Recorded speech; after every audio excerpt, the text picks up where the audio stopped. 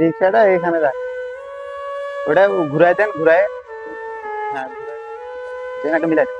হ্যাঁ, বলতেছি একটা ভাড়া আছে, নতুন বাজার যাওয়া লাগবে। হ্যাঁ, আচ্ছা যাবো।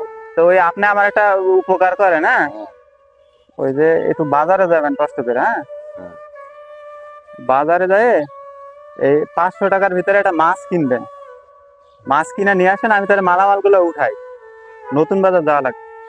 ঠিক আছে, শোনেন, ওই মাছ আমি আর সব মাছ খাই, বুঝছেন?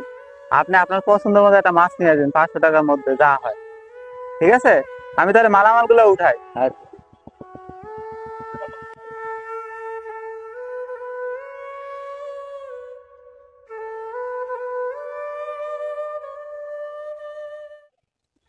আসসালামু আলাইকুম।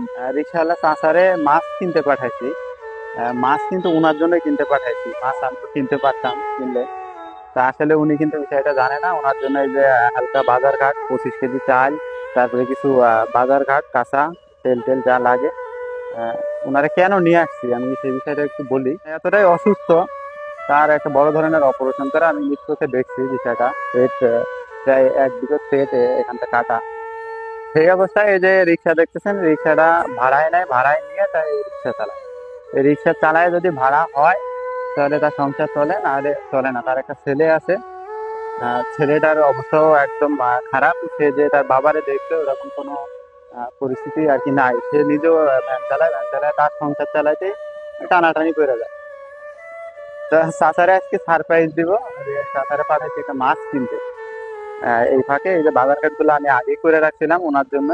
সে কিন্তু জানে না, সে জানে যে একটা ভাড়া আছে, ভাড়ার কথা বলে আমি তাহলে নিয়ে আসি। চাচা আনছেন মাছ, আনছেন? আচ্ছা। এই তো সুন্দর মাছ নিয়ে আসছেন। হ্যাঁ, মাছ।